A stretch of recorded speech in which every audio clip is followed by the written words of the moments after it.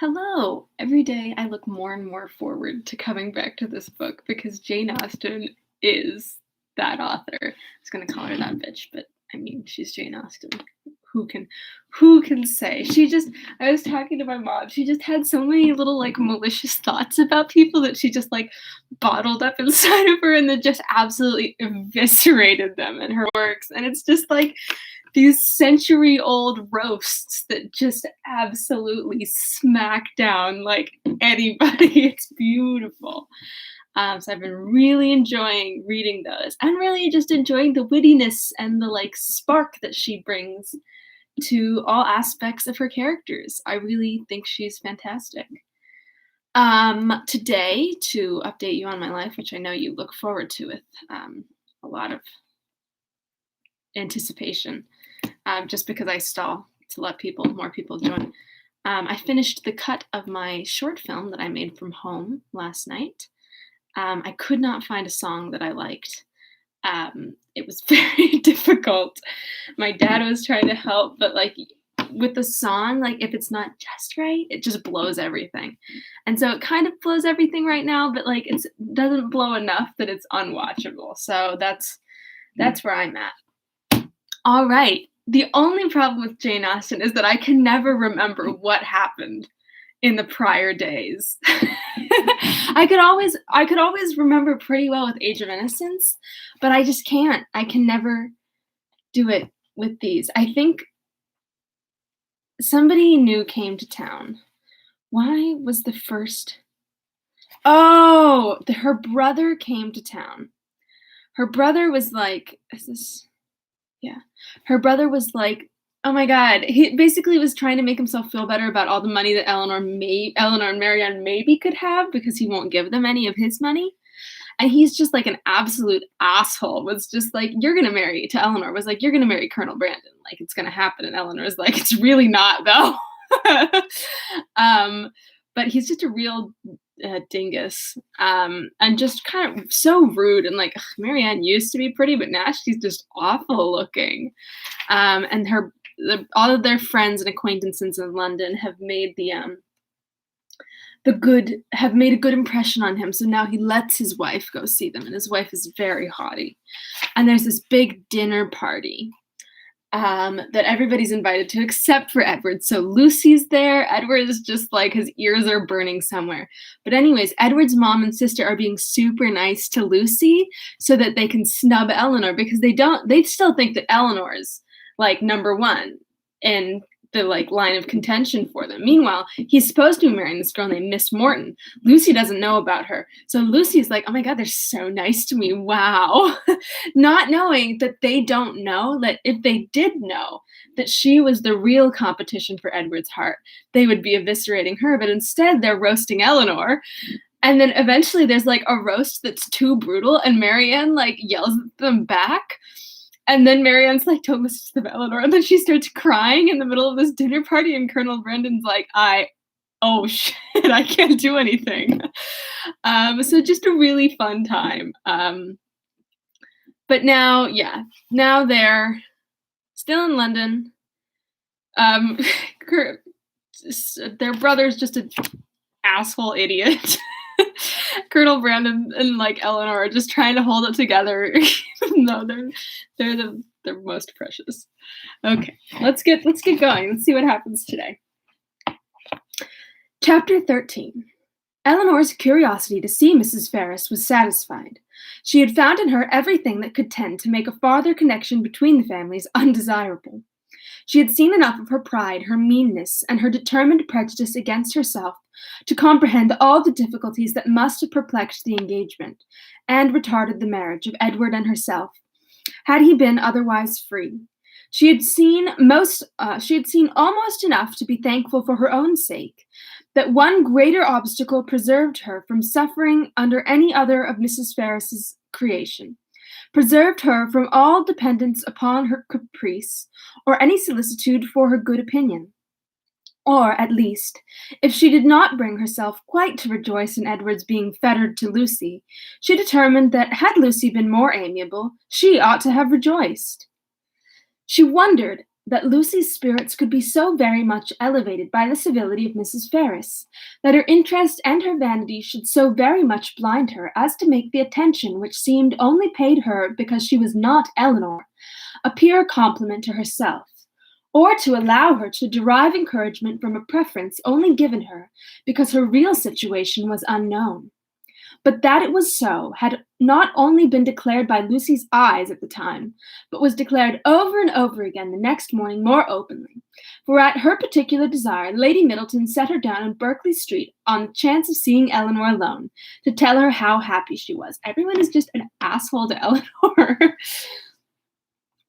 "My dear friend," cried Lucy as soon as they were by themselves, "I come to talk to you of my happiness.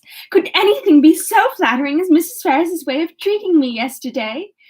So exceedingly affable was she, as she was. You know how I dreaded the thoughts of seeing her, but the very moment I was introduced, there was such an affability in her behaviour as really should seem to say she had quite took a fancy to me. Now, was it not so? You saw it all, and was not you quite struck with it?"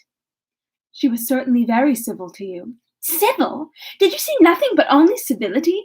I saw a vast deal more. Such kindness as fell to the share of nobody but me. No pride, no hauteur. And your sister just the same, all sweetness and affability." Eleanor wished to talk of something else, but Lucy still pressed her own that she had reason for her happiness, and Eleanor was obliged to go on. "Undoubtedly, if they had known of your engagement," said she, "nothing could be more flattering than their treatment of you.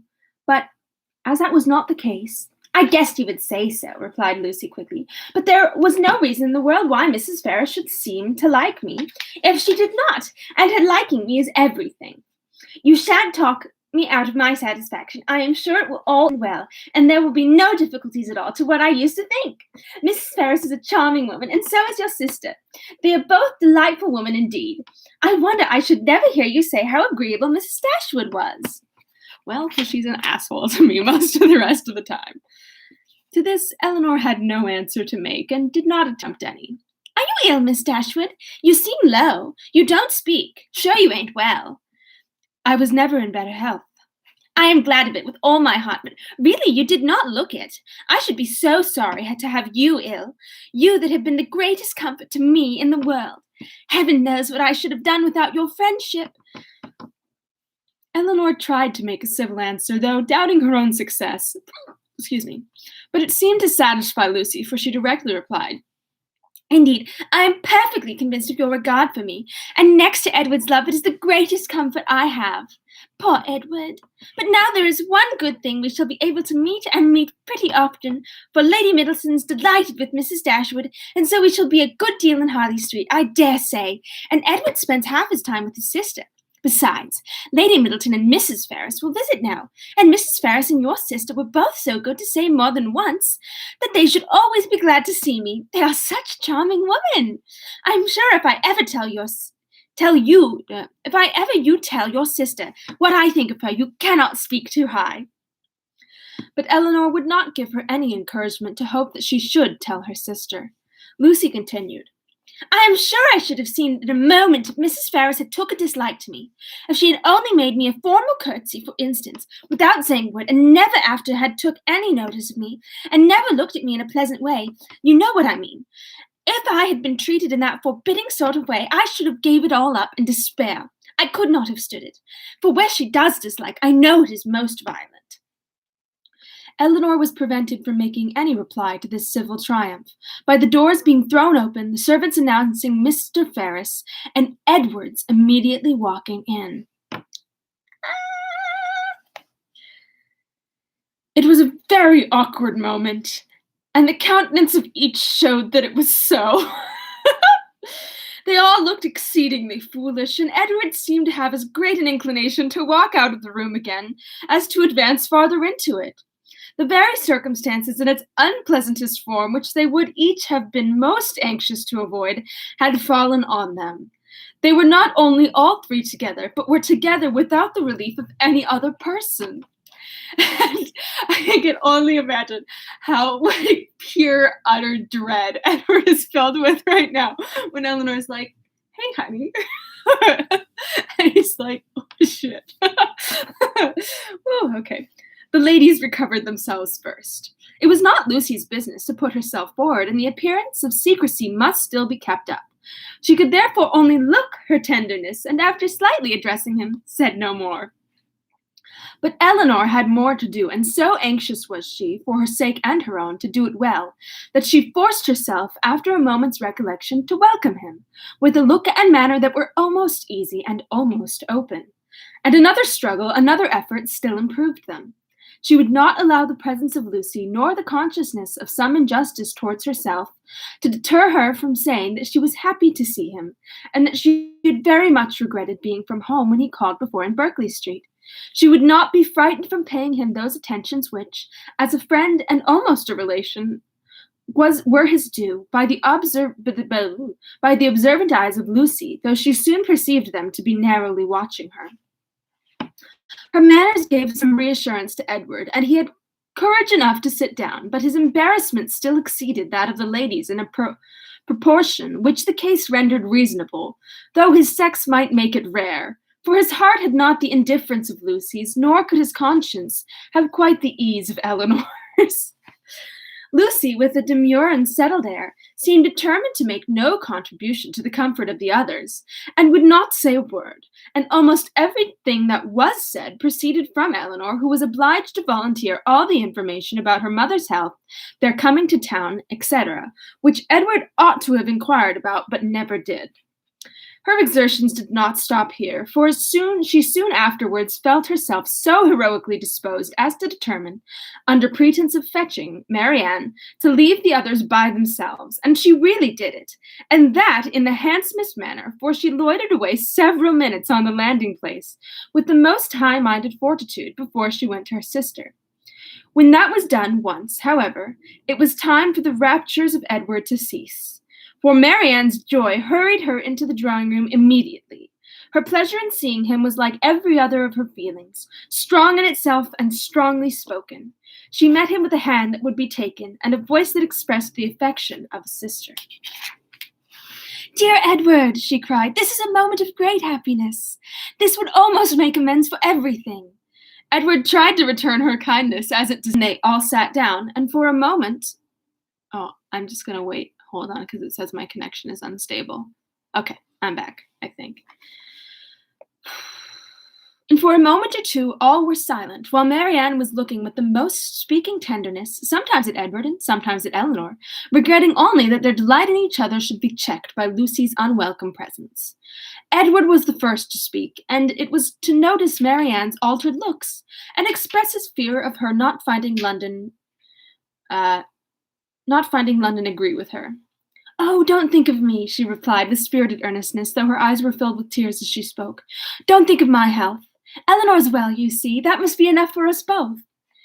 This remark was not calculated to make Edward or Eleanor more easy, nor to consolate the goodwill of Lucy, who looked up at Marianne with no very benignant, I wouldn't say benign, but there's an ant at the end, expression. "Do you like London?" said Edward, willing to say anything that might introduce another subject. "Not at all. I expected much pleasure in it, but I have found none. The sight of you, Edward, is the only comfort it has afforded, and thank heaven, you are what you always were." A liar? She paused. No one spoke. "I think, Eleanor," she presently added, "we must employ Edward to take care of us in our return to Barton. In a week or two, I suppose, we shall be going, and I trust Edward will not be very unwilling to accept the charge." Poor Edward muttered something, but what it was, nobody knew, not even himself. But Marianne, who saw his agitation, could easily trace it to whatever cause best pleased herself, and was perfectly satisfied, and soon talked of something else. "We spent such a day, Edward, in Harley Street yesterday. So dull, so wretchedly dull."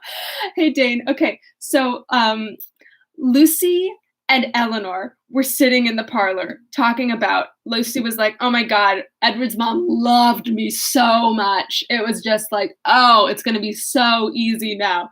And Eleanor's like, "Oh my God, I don't want to talk to this person." And then Edward walked in and everyone was like,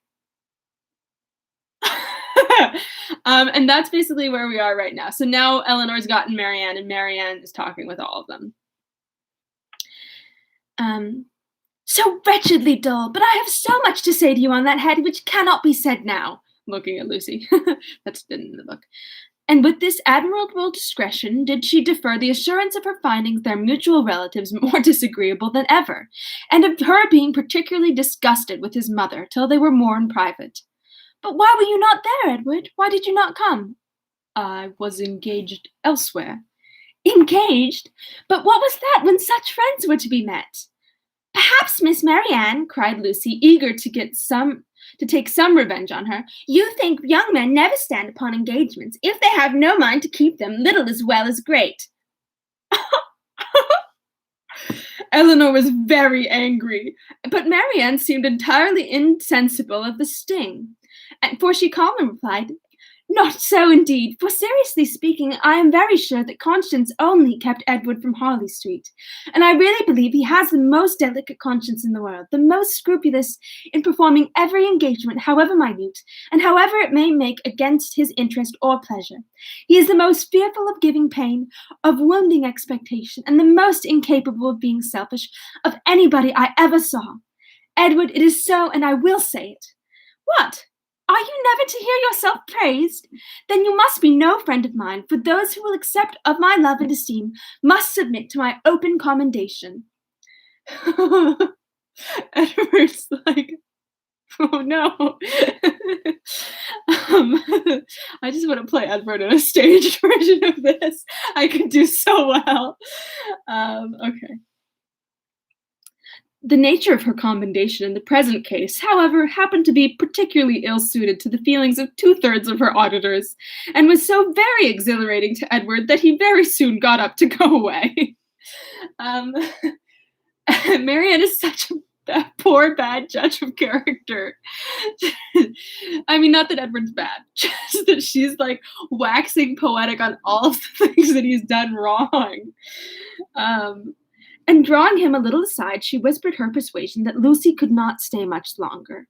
But even this encouragement failed, for he would go, and Lucy, who would have outstayed him had his visit lasted 2 hours, soon afterwards went away. What can bring her here so often? Said Marianne on her leaving them. Could she not see that we wanted her gone? How teasing to Edward! Why so? We're all his friends, and Lucy has been the longest known to him of any.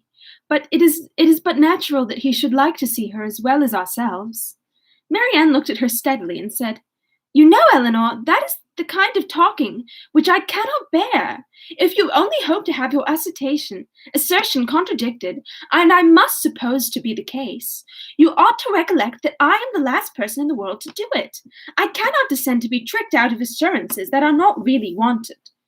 She then left the room, and Eleanor dared not follow her to say more, for bound as she was by her promise of secrecy to Lucy, she could give no information that would convince Marianne, and painful as the consequences of her still continuing in an error might be, she was obliged to submit to it.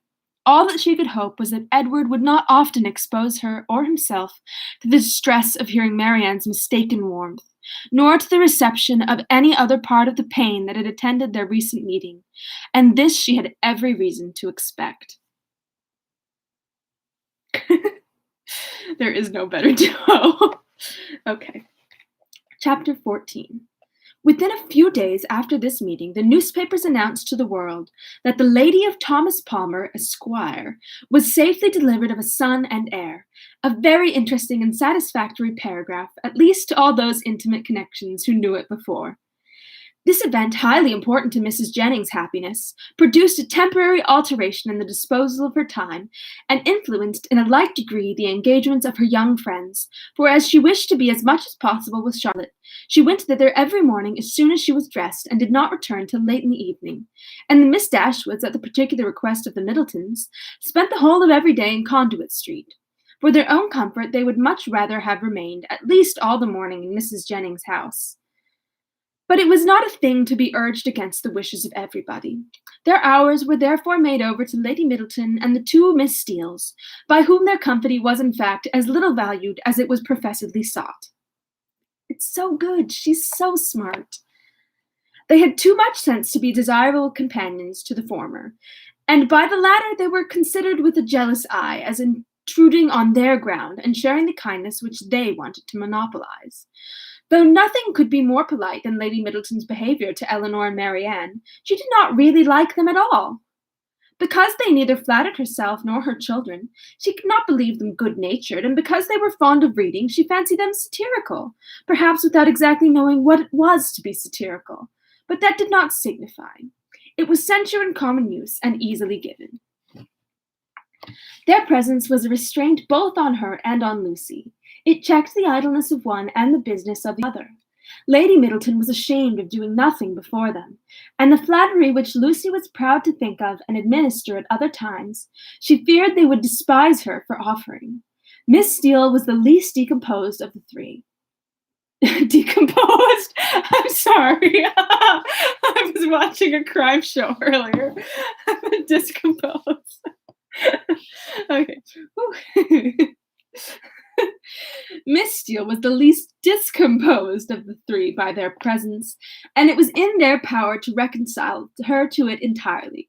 Would either of them only have given her a full and minute account of the whole affair between Marianne and Mr. Willoughby, she would have thought herself amply rewarded for the sacrifice of the best place by the fire after dinner which their arrival occasioned.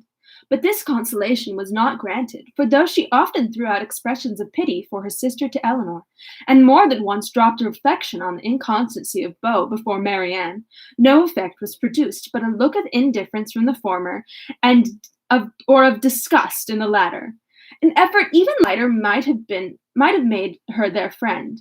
Would they only have laughed at her about the doctor? But so little were they, any more than the others, inclined to oblige her, that if Sir John dined from home, she might spend the whole day without hearing any other raillery on the subject than what she was kind enough to bestow on herself. Excuse me. All these jealousies and discontents, however, were so totally unsuspected by Mrs. Jennings that she thought it a delightful thing for the girls to be together, and generally congratulated her young friends every night on having escaped the company of a stupid old woman so long. Oh.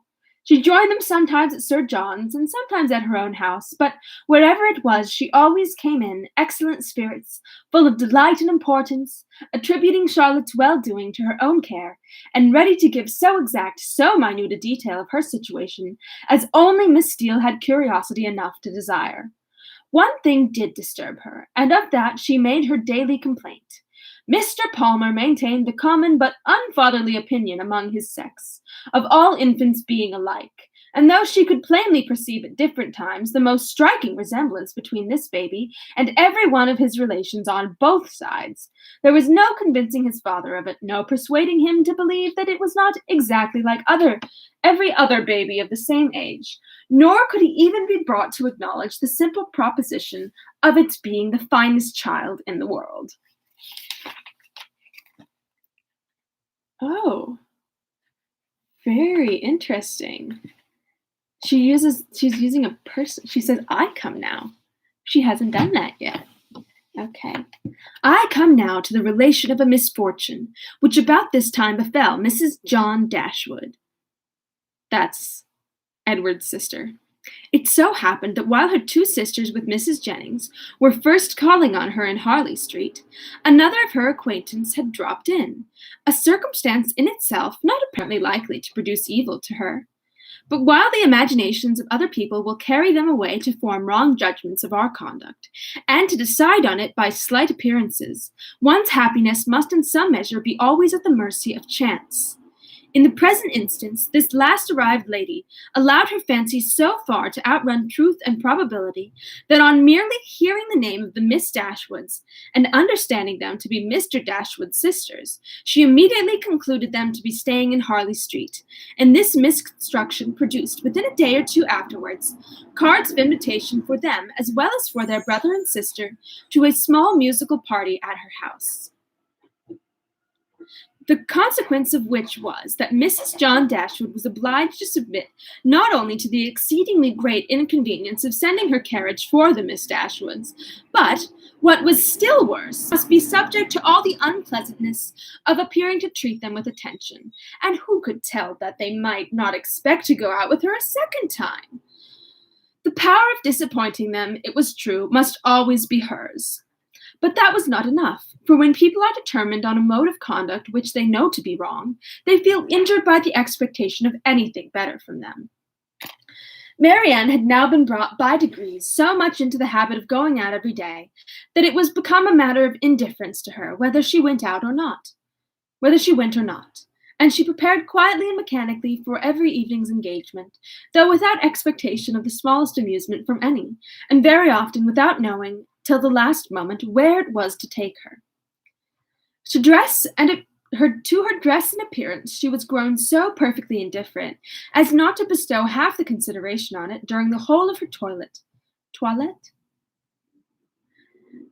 which it received from Miss Steele in the first 5 minutes of their being together, when it was finished. Nothing escaped her minute observations and general curiosity.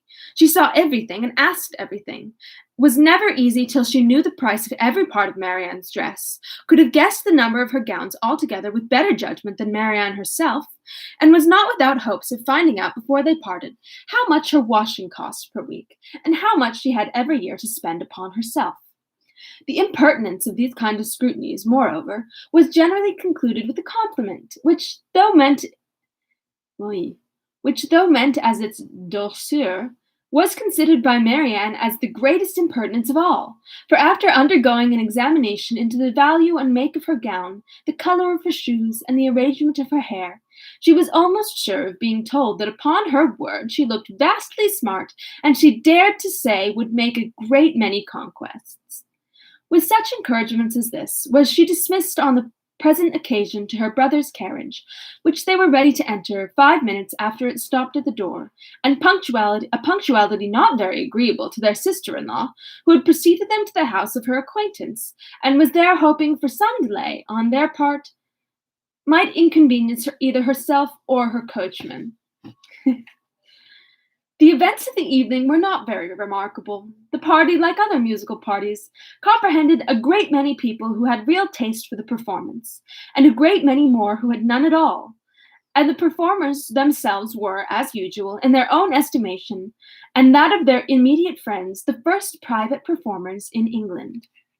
As Eleanor was neither musical nor affecting to be so, she made no scruple of turning away her eyes from the grand pianoforte whenever it suited her, and unrestrained even by the presence of a harp and a violoncello, would fix them at pleasure on any other object in the room. In one of these excursive glances she perceived among a group of young men the very he who had given them a lecture on toothpick cases at Gray's.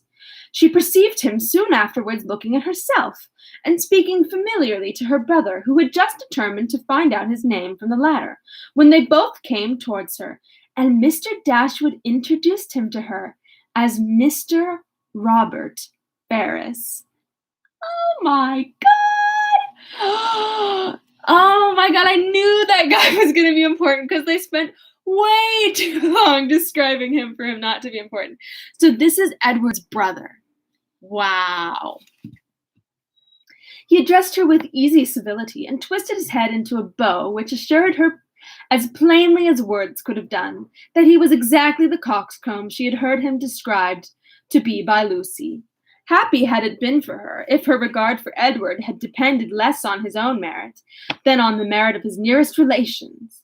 For when his brother's bow must have given the finishing stroke to what the ill humor of his mother and sister would have begun. But while she wondered at the difference of the two young men, she did not find that the emptiness and conceit of the one put her at all out of charity with the modesty and worth of the other. Why they were different, Robert explained to her himself in the course of a quarter of an hour's conversation, for, talking of his brother and lamenting the extreme gaucherie, which he really believed kept him from mixing in proper society, he candidly and generously attributed it to much less. The garbage truck is just going at it today. um, and lamenting the extreme gaucherie which he really believed kept him from mixing in proper society. He candidly and generously attributed much less to any natural deficiency than to the misfortune of a private education, while he himself, though probably without any material superiority by nature, merely from the advantage of a public school, was well fitted to mix in the world as any other man. Upon my soul, he added, I believe it is nothing more, and so I often tell my mother when she is grieving about it. My dear madam, I always say to her, you must make yourself easy. The evil is now irredeemable, and it has been entirely your own doing. Why, you would be persuaded by my uncle, Sir Robert, against your own judgment, to place Edward under private tuition at the most critical time of his life. If you had only sent him to Westminster as well as myself, instead of sending him to Mr. Pratt's, all this would have been prevented. This is the way in which I always considered the matter, and my mother is perfectly convinced of her error. I know, right? The garbage work is like, come on, guys. Couldn't you, you know that I do this at 1 every day. No, we support garbage workers. Okay. Eleanor would not oppose his opinion, because whatever might be her general estimation of the advantage of a public school, she could not think of Edward's abode in Mr. Pratt's family with any satisfaction. You reside in Devonshire, I think, was his next observation, in a cottage near Dawlish? Eleanor set him right to its situation, and it seemed rather surprising to him that anybody could live in Dorsetshire without living near Dawlish. He bestowed his hearty approbation, however, on their species of house. For my own part, said he, I am excessively fond of a cottage. There is always so much comfort, so much elegance about them, and I protest, if I had any money to spare, I should buy a little land and build one myself, within a short distance of London, where I might drive myself down at any time, and collect a few friends about me, and be happy. I advise everybody who is going to build a cottage. My friend Lord Courtland came to me the other day on purpose to ask my advice, and laid before me 3 different plans of Bonnaby's. I was to decide on the best of them. My dear Courtland, said I, immediately throwing them all into the fire, do not adopt either of them, but by all means build a cottage.